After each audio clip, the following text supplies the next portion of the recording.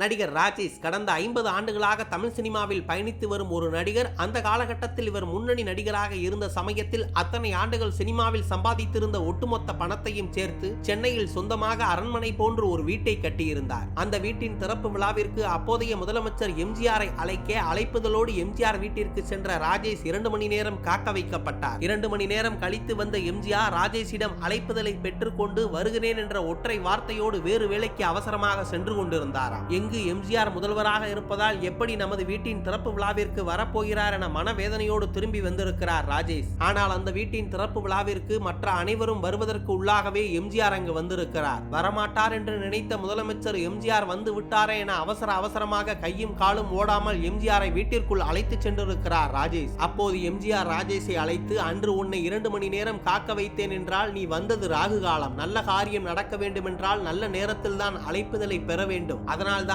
உன்னை 2 மணி நேரம் காக்க வைத்தேன். சுப காரியங்களோடு உனது வீடு அனைத்து செல்வ செழிப்போடு இருக்கும் என வாழ்த்திவிட்டு சென்றாராம். இதை கேட்ட ராஜேஷ் ஒரு நிமிடம் நெகிழ்ந்து போனார். எம்ஜிஆர் சொன்னபடியே அரண்மனை போல இருந்த அந்த வீட்டை பல சினிமா ஷூட்டிங்கிற்கு வாடகைக்கு விட்டு அந்த வீட்டின் மூலம் பல கோடி ரூபாய் நடிகர் ராஜேஷ் சம்பாதித்தார் என்பதும் குறிப்பிடத்தக்கது.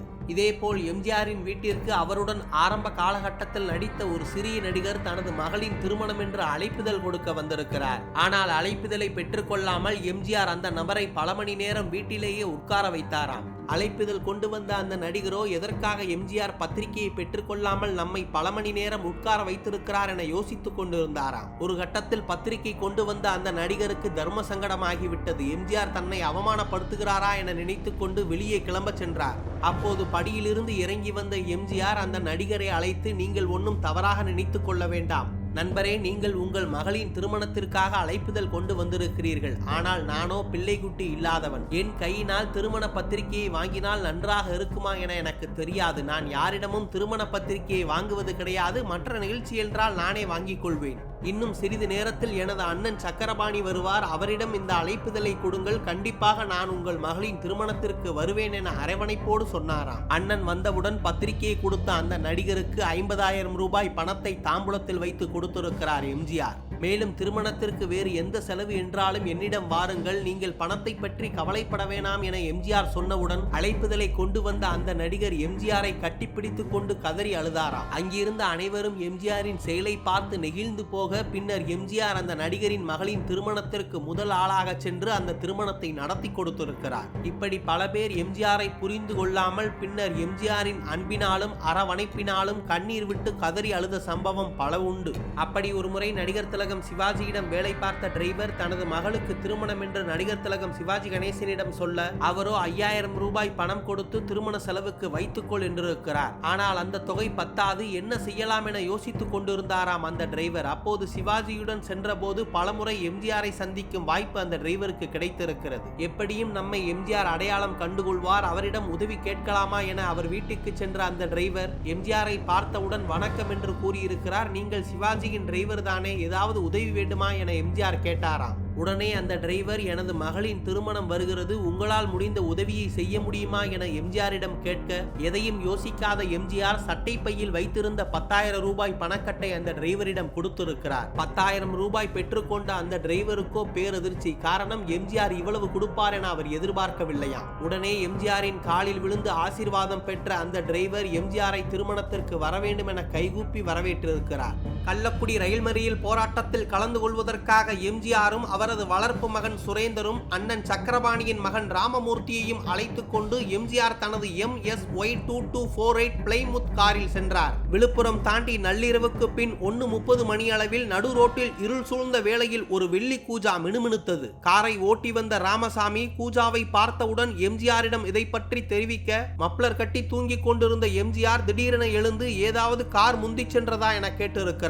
2 கார்கள் வேகமாக முந்தி சென்றன என கூறியதும் உடனே எம்ஜிஆர் காரை நிறுத்தச் சொல்லி அந்த கூஜாவை எடுத்து வர சொன்னாராம். முந்தி சென்ற வாகனத்திலிருந்து கீழே விழுந்திருக்கலாம், முன்னால் சென்ற வாகனத்தை பார்த்தால் கொடுத்து விடுவோம் அல்லது காவல் நிலையத்தில் ஒப்படைத்து விடலாம் என எம்ஜிஆர் கூறியதும் ஓட்டுநர் ராமசாமி காரை நிறுத்திவிட்டு கூஜாவை எடுத்து காரில் ஏறும்போது 10க்கும் மேற்பட்ட கொள்ளை கும்பல் காரை சுற்றி வளைத்திருக்கிறது. கையில் பயங்கர ஆயுதங்களையும் நெற்றி உயர சிலம்ப கம்பையும் வைத்திருந்த அவர்கள், மரியாதையாக காரில் இருக்கும் பொருட்களை எல்லாம் எடுத்து வெளியே வைத்து விடுங்கள், உங்களை விட்டு விடுகிறோம் என குரல் கொடுத்தனர். அப்போது அப்போது மப்ளர் கட்டி இருந்த எம்ஜிஆர் பொருட்களை வெளியே எடுத்து வைக்கவில்லை என்றால் என்ன செய்வீர்கள் என கேட்டிருக்கிறார். அதற்கு கும்பலில் ஒரு திருடன், நீங்கள் எதையும் தரவில்லை என்றால் ஒருவரும் உயிருடன் போக முடியாது என்று மிரட்டும் தோணியில் கூறியிருக்கிறான். இதை கேட்டதும் எம்ஜிஆர் வேட்டியை மடித்து கட்டிக்கொண்டு அந்த கம்பை எடுங்கள் அண்ணே என ராமசாமியிடம் கேட்டாராம். ராமசாமி அருகில் இருந்த பூன் கட்டிய பிரம்பை எடுத்து எம்ஜிஆரிடம் கொடுத்தார். அதை கம்பீரமாக பிடித்து கொண்டே, சரி ஒவ்வொருவராக வாரீங்களா அல்லது மொத்தமா வாரீங்களா என்று கேட்டிருக்கிறார் எம்ஜிஆர். இதை எதிர்பார்க்காத கொள்ளையர்கள் திகைத்து போய் நின்றார்கள். மப்ளரை கலட்டி கொண்டு இறங்கிய எம்ஜிஆர் திடீரென மிரட்டியதும் அங்கிருந்த ஒருவன் தீக்குச்சியை கொடுத்து எம்ஜிஆரின் முகத்தருகில் காட்ட அது புரட்சி தலைவர் எம்ஜிஆர் என்று அடையாளம் கண்டுகொண்டனர் அனைவரும். உடனே எம்ஜிஆரின் காலில் விழுந்து, வாத்தியாரே எங்களை மன்னித்து விடுங்கள், நாங்கள் தெரியாமல் செய்து விட்டோம் என்று அனைவரும் கதறி அழுதிருக்கிறார்கள். எம்ஜிஆரும் தன்னை சமாதானப்படுத்திக் கொண்டு, நீங்கள் எல்லாம் என்ன தொழில் செய்கிறீர்கள் என்று கேட்டார். அவர்கள் அனைவரும், எங்களுக்கு வேறு வேலை இல்லை, பசி பட்டினியுடன் குடும்பம் நடந்து கொண்டிருக்கிறது, என்ன செய்வதென்று தெரியாமல் இப்படி செய்து விட்டோம் என கண்ணீர் மல்க தெரிவித்திருக்கிறார்கள். உடனே எம்ஜிஆர் தனது கார் ஓட்டுநர் ராமசாமியை அழைத்து, ஒவ்வொருவருக்கும் தலா ரூபாய் 2000 வீதம் பணம் கொடுத்து அனுப்புங்கள் என்றார். பணம் கொடுத்து முடித்தவுடன்,